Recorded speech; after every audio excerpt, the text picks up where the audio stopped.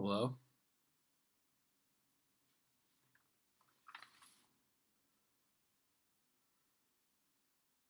All right. Excuse me. Good morning, everyone. So I'm going to go ahead and get started because we got a lot to cover today. Um, so we so far in magnetism, we've learned about how does magnetism affect the motion of charged particles, and we've also learned how does the and we've also learned about how to calculate the magnetic field using the Biot-Savart law. Okay. And so what we're going to learn for the next two lessons is a way of calculating the magnetic field that is much more efficient than the Biot-Savart law under certain situations, under certain circumstances. So you might recall that when we learned about electric fields, we calculated the electric field by integration using Coulomb's law. And then we learned that under certain symmetrical situations, we could calculate the electric field much quicker using Gauss's law. Okay, so we're going to kind of learn like the analogous version of Gauss's law for magnetism that allows you to, under certain situations, to get the answer really fast. Okay. But I'm going to introduce a lot of stuff in this lesson. So the first thing I wanted to introduce is called current density.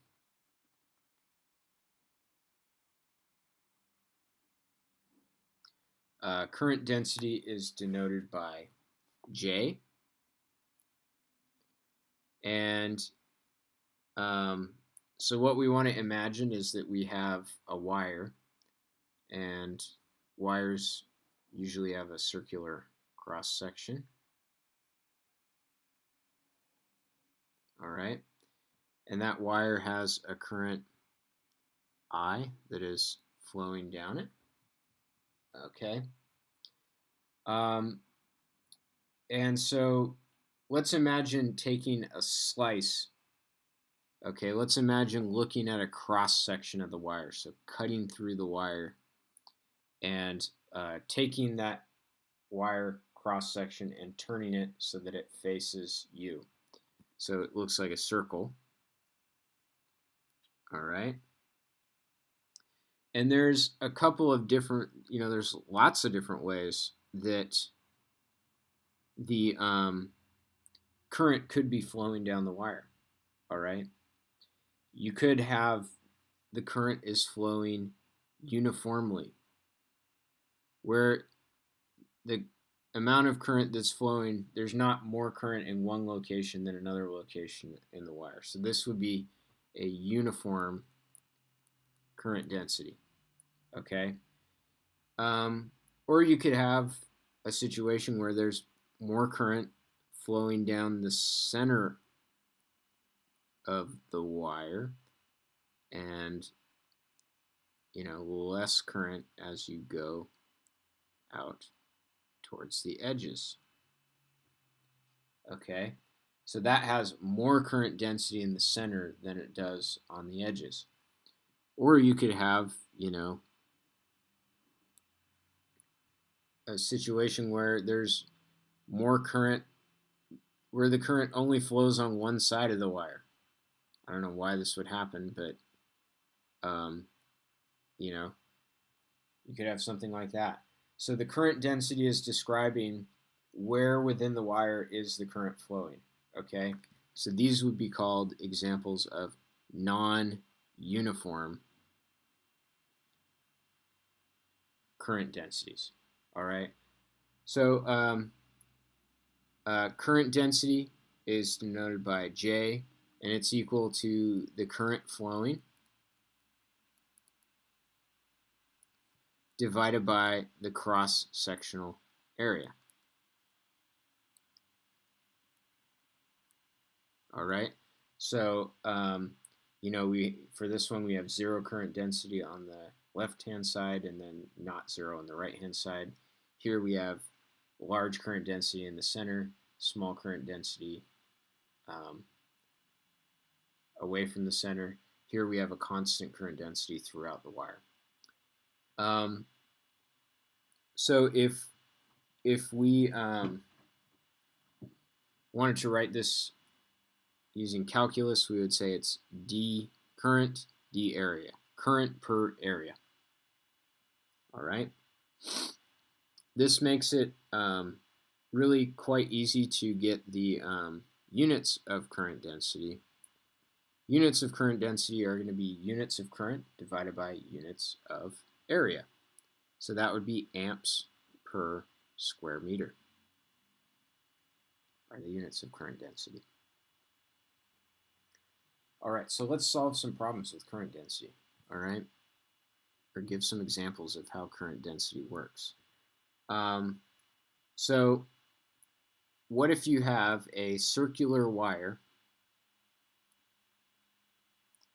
of radius big R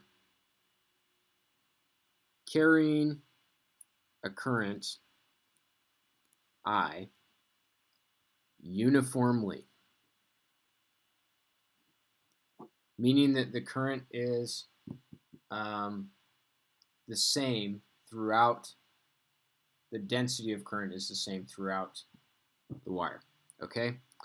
So in this case, the current density is really easy to calculate. So the total amount of current we have is I, and the total amount of area we have, because it's a circle, is pi r squared.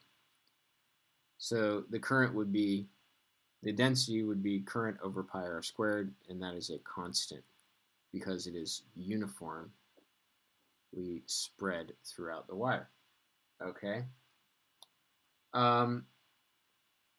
Now, if we think about this wire, so here's the wire, and the wire has a radius big R, and the current is basically uniformly spread throughout. Okay? So I could ask the question, how much of the current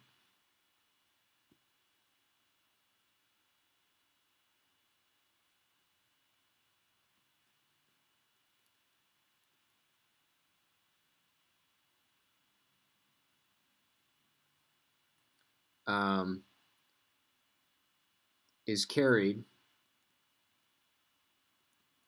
by the part of the wire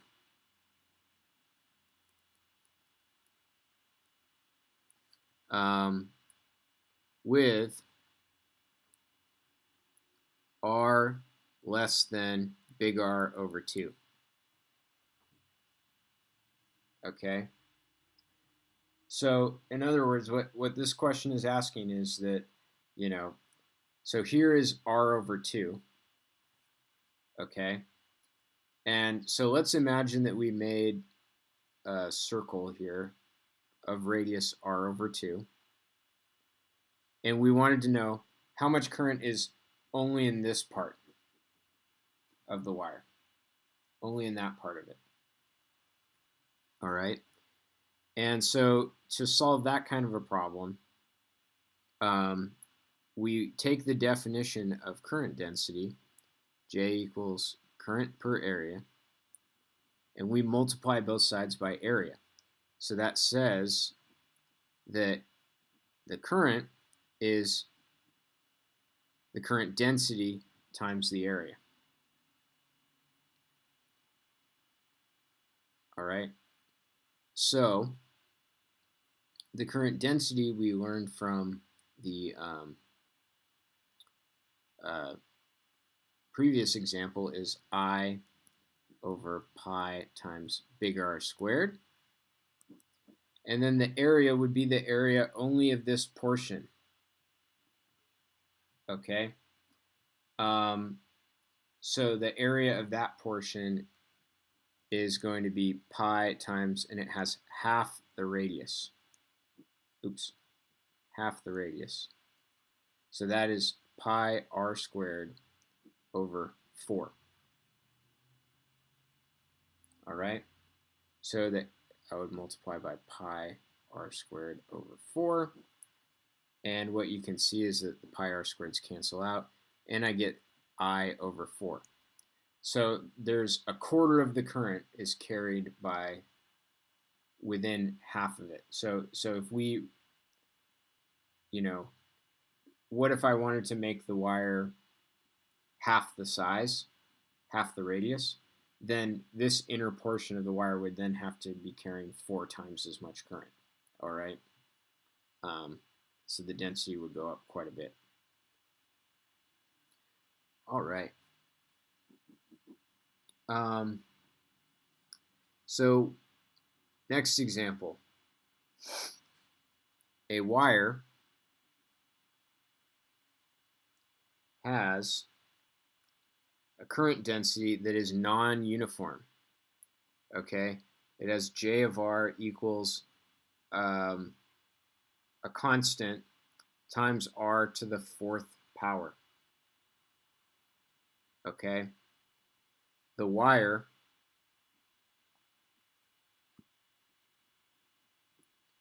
has radius big R. How much total current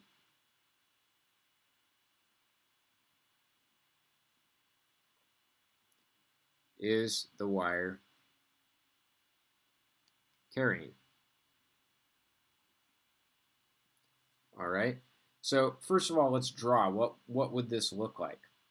So how much?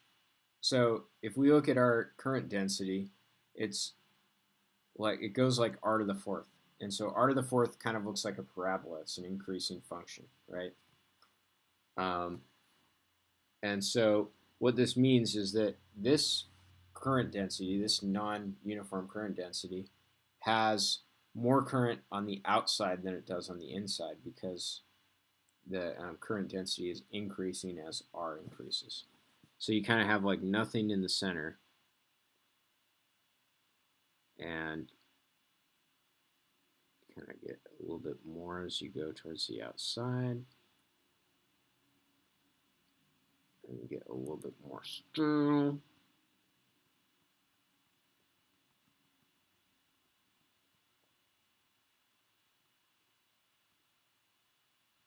Get a little bit more sterile. So it's kind of more and more as you go towards the outside. All right. So we want to calculate how much current is this wire carrying. So again, we're going to use di is j times dA. All right. And if we think about our wire has a circular cross section. So that means that the area is pi r squared. And so taking the derivative of that gives dA dr is 2 pi r. And then multiplying both sides by dr gives us dA is 2 pi r dr. So this tells us what dA means. This equation tells us what dA means. So then going to the next continuation of this equation, J is C times R to the 4th. Okay. dA is 2 pi r dr. So that means simplifying this, I get 2 pi C times r to the 5th dr. And that's equal to di. So to get rid of the derivative, we have to integrate. So I'm going to integrate both sides of this equation.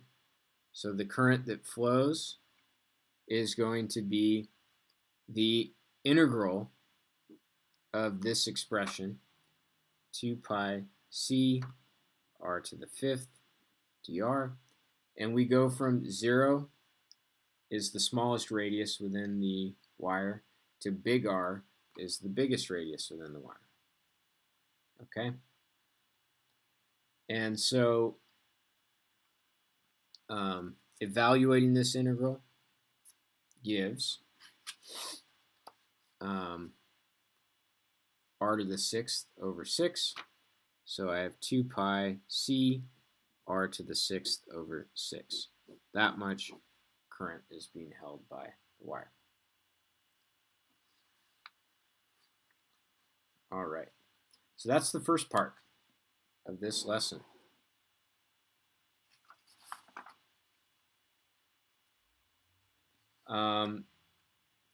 The next thing I want to talk about is something called an Amperian loop. And what an Amperian loop is essentially is an imaginary loop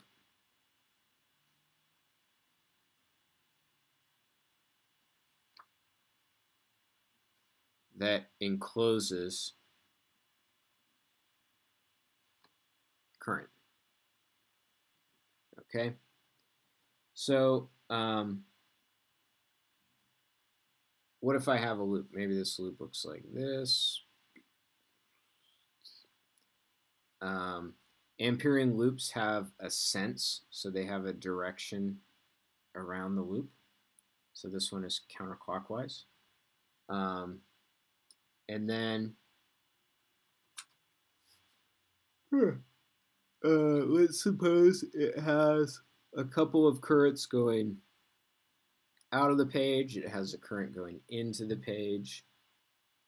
And we'll just call these currents 1, 2, and 3. And then there's a couple of other currents. There's current 4 right here. And maybe there's current 5 over here. All right. So Amperian loops. So we have our loop, which is in the plane of the page, and then the currents are going either out of the page towards the camera or into the page towards the ground. And so Amperian loops enclose current. So what we do is when we have an Amperian loop is we get current enclosed, I sub inc for enclosed. And so because currents 4 and 5 aren't captured by the loop, they don't contribute towards I enclosed. Only 1, 2, and 3 are going to count towards I enclosed. All right? And as you could imagine, the direction in which the currents go through the loop determines the sign of that, okay? So in this case, it would be I1 plus I2 minus I3, okay?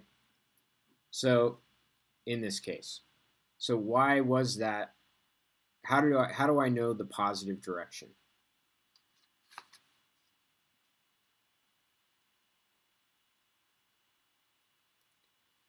No, the positive way through the loop. What you do is you imagine grabbing the loop with your right hand, thumb in the sense of loop.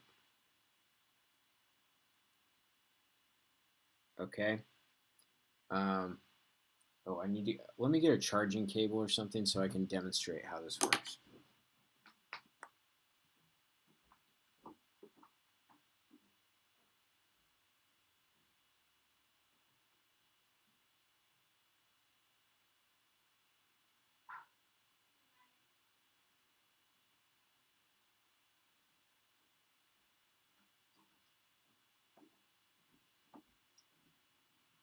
Okay. So here's the Amperian loop. And so let's say that the sense of the Amperian loop is going around this way. All right. So what I do is I take my right hand and I grab the Amperian loop so that my thumb is going in the sense of the loop. Okay, it's really hard to see. So my thumb is going in the sense of the loop, and I can see that this is the sense of the loop. This is where my thumb is. You can see that my fingers are curling. When I grab it, my fingers are curling towards me. So that is the positive sense. Is the sense of your fingers when you grab the loop in this way. Okay? So you can imagine if this were the loop, okay, and it's going around counterclockwise like this loop is, I grab the loop with my right hand with my thumb going clockwise around the loop. And you can see that my hands are curling so that my fingers are going out of the page. So that means that out of the page is the positive direction. Okay, and into the page would be negative. So that's how Amperian loops work. You should know how to determine what is the positive direction and how do you get the current enclosed. All right. So then there's this idea of what is called a line integral.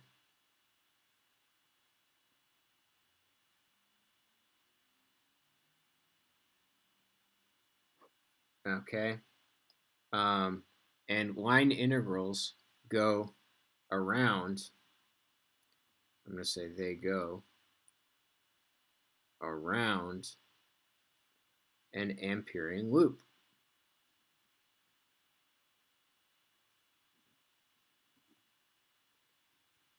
Okay. So what I want to do is I want to imagine a loop that has sections. So it kind of has, this loop has 4 segments to it. Okay.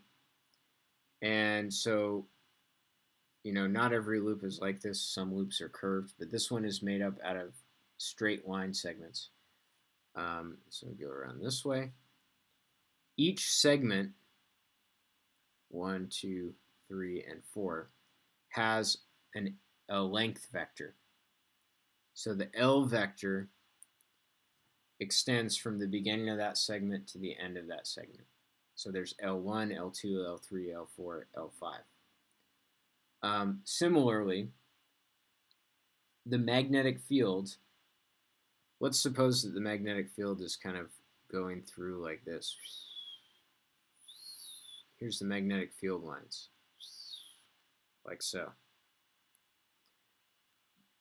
You can see that the magnetic field has a different value at different parts of the loop. So like right here, the magnetic field is going this way. Right here, the magnetic field is going this way. Right here, the magnetic. So there's a different value of the magnetic field on different segments of the loop. And so the line integral is written as B dot dl. And because it's a loop, we put the circle on this integral as well. And it's equal to the length vector of part 1 of the loop, dotted, dot product, with the magnetic field evaluated on that first segment, plus the magnetic field on the second segment, dotted with the length of the second segment, length vector of the second segment, plus however many segments you have. That is the definition of the line integral. Okay? So I want to compare with the definition of the flux. So the flux was integral of E dot dA, and that was E1 dot A1 plus E2 dot A2 plus dot dot dot. Okay, so the electric flux is like two-dimensional, right? Because we're adding together things dotted with areas. The line integral is sort of one dimension less because we're not dotting with areas, we're dotting with length vectors. Okay? Um,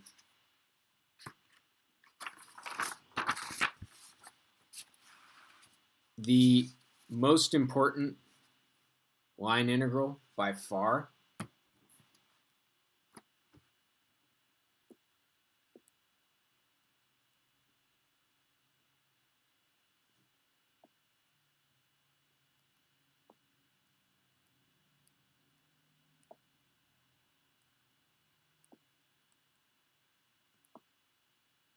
most important line integral by far is if you have a circular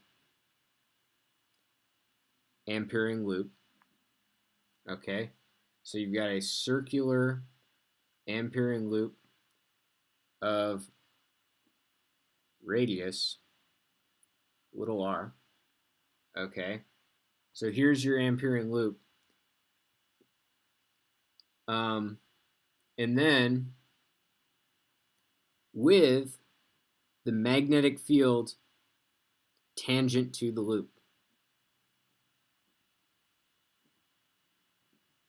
So here the loop is going around, and then the magnetic field is also tangent to the loop at all of these points as well.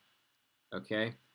So in that case, if you have a circular loop with the magnetic field tangent to the loop, that means essentially that theta equals 0. And so our cosine term in the dot product is going to just become 1. And so we have the integral of b dot dl. We could think about it as one curved surface or one curved line.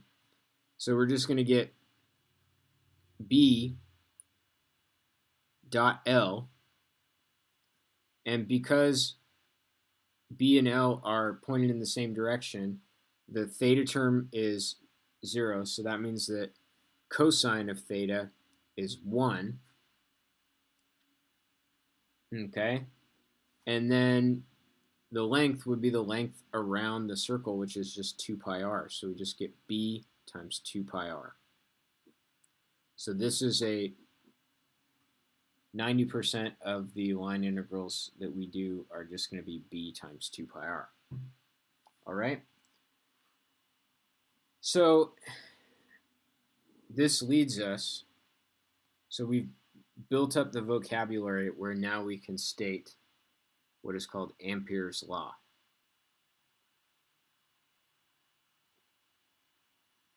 And I want to remind you that Ampere's law is to magnetism what Gauss's law was to electric fields. Okay?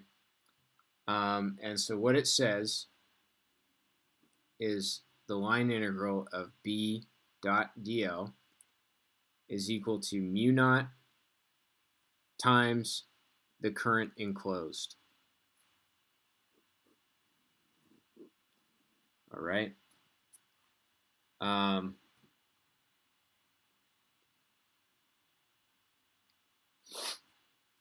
So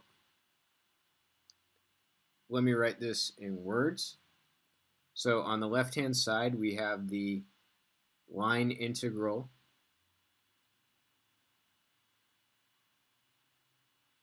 of the magnetic field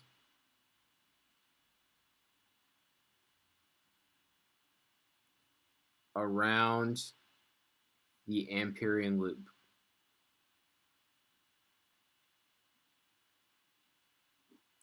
Is equal to a constant, which, of course, the value of that constant is 4 pi times 10 to the minus 7 Tesla meters per amp, times the current enclosed by that loop.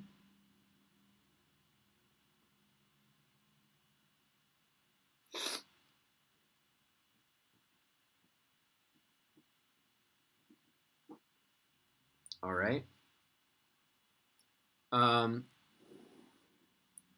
So let's do some examples. All right. So this first example that we do, we are going to have a single current that is going out of the page, which I will call I1. And then it is surrounded by a tube, okay? And this tube has more current that's going out of the page, and the total amount of current in this tube is I2 in total for the outer tube. All right. And so the radius of this tube is big R. So we have a lot of current in the center, and then there's no current, and then there's another more current at radius big R, and then there's no more current beyond that. So it's kind of like a green onion, if you will. All right, we've got different. It's a cylinder. So this is a cylinder that's going out of the page, and that cylinder has different layers, and each of these layers is holding a different amount of current. So it's like a green onion. And so what we want to know is, what is the magnitude of the magnetic field as a function of R, distance from the center? This problem has cylindrical symmetry. How do I know that it has cylindrical symmetry and not some other kind of symmetry? Well, it's because it's a circle, and then that circle is extending out of the page forever and ever and ever. Okay, so we're looking at a slice of a toilet paper tube that's coming out of the page. All right, and so when you have cylindrical symmetry, this means that your magnetic field lines are circles. All right. So we talked about how the magnetic field line circulates around wires. And so if you don't have the cylindrical symmetry, then the magnetic field lines have to bend in weird ways. But if you do have cylindrical symmetry, the magnetic field lines make perfect circles. Okay.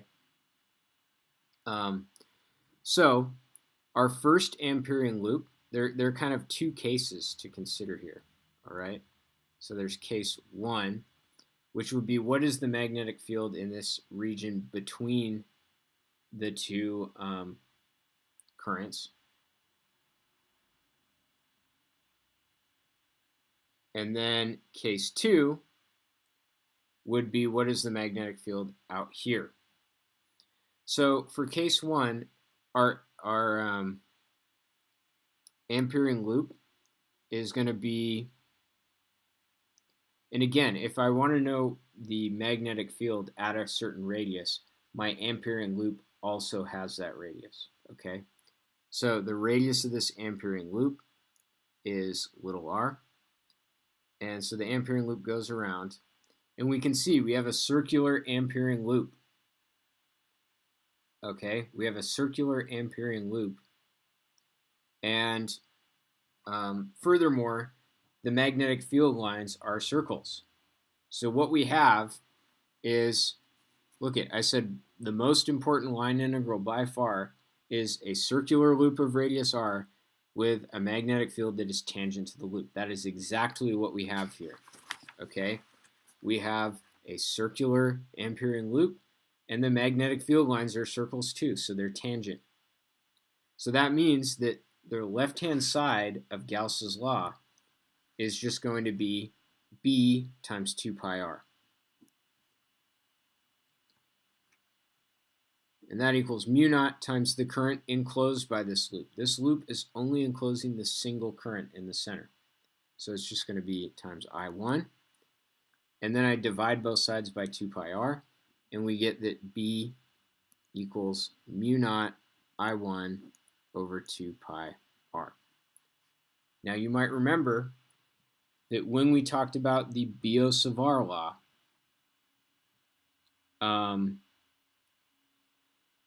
we did a big nasty integral from minus infinity to infinity, and we got the same answer as this.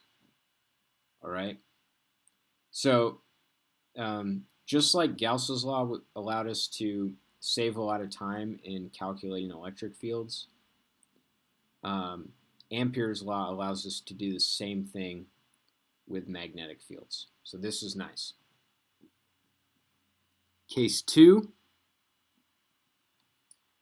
we want to know the magnetic field out here, outside both of the currents, so outside the toilet paper tube. And so I'm going to make my Amperian loop bigger. So it's going all the way around like that. All right. And if we have this big Amperian loop, it's still a circle. The magnetic field lines are still circles. So the left-hand side of Ampere's law is still going to be B times 2 pi r. All right.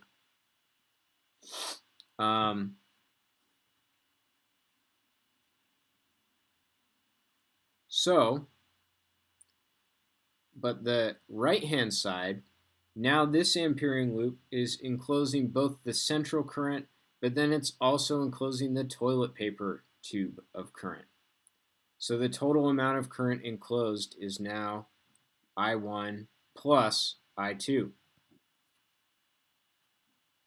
So that means that B equals mu naught times I1 plus I2 over 2 pi r. All right, so this is each region.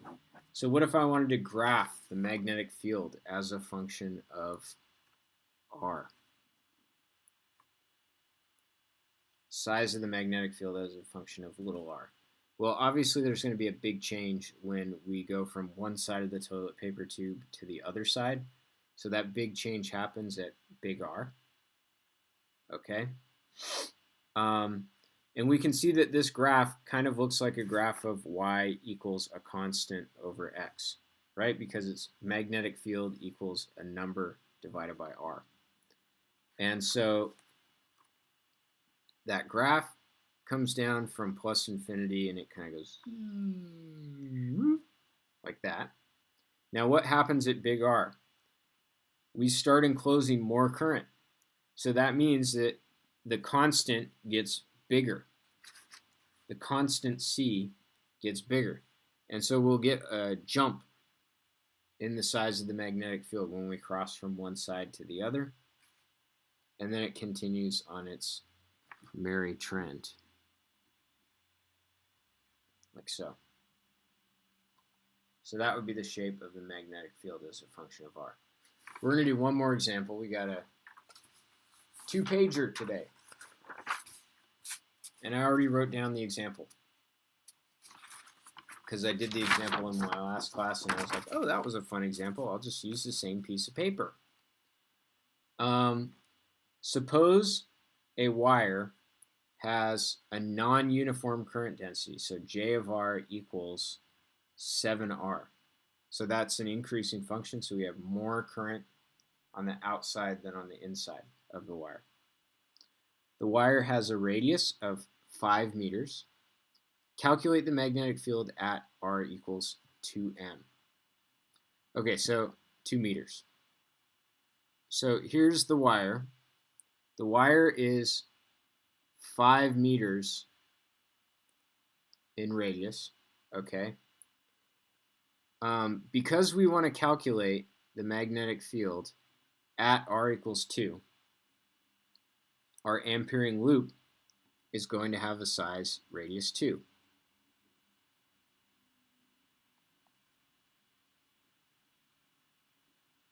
Okay, so that's going to be something like this. So our Ampering loop is like that. It's a horrible looking circle, but and it has a radius of only 2 meters. All right. And so when we do Ampere's law, integral of B dot dl equals mu naught times the current enclosed. The left-hand side is really easy. It's just B times 2 pi r. And so that's going to be B times 2 pi times 2. All right?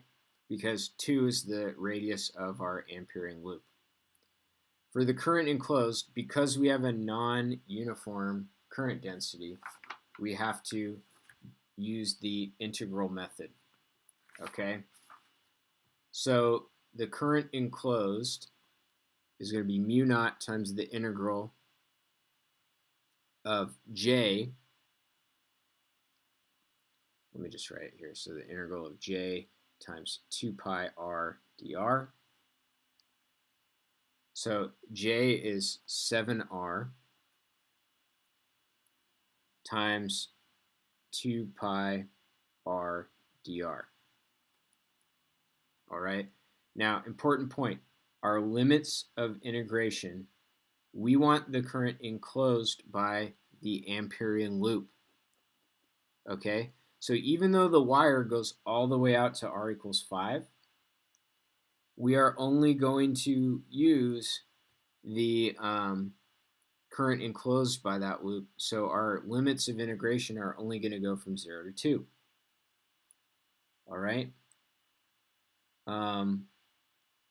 So it's going to be mu naught times the integral from 0 to 2 of 14 pi r squared dr. It's going to be 2 to the third times 14 pi over 3 times mu naught. And over here I have 4 pi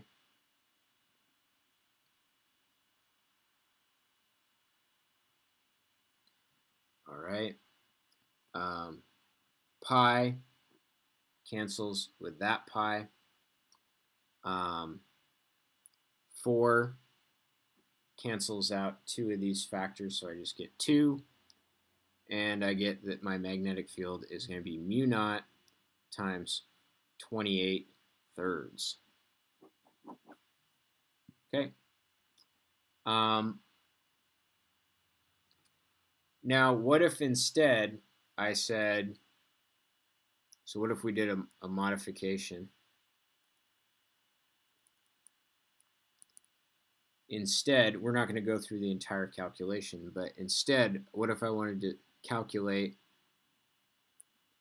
the magnetic field at r equals 6 meters? So in this case, the wire has radius 5 meters, so our Ampering loop is actually all the way is outside the wire. Okay, so when we do the integral of b dot dl, remember this is 2b times 2 pi times the radius of the Ampering loop itself. Okay, so that's going to be 6 is going to be that part of it. And when we do our current enclosed, this is where it's a little bit tricky, is you have the integral of J times 2 pi r dr. That integral would only go to 5 meters, go out to 5 meters. Okay? So why does it only go out to 5? It's because the wire stops at R equals 5. So there's no current beyond that. So this is the current enclosed no matter the radius of the Amperian loop, as long as it's bigger than 5. It's enclosing the entire wire. All right? So there's my lesson for today, and I will see you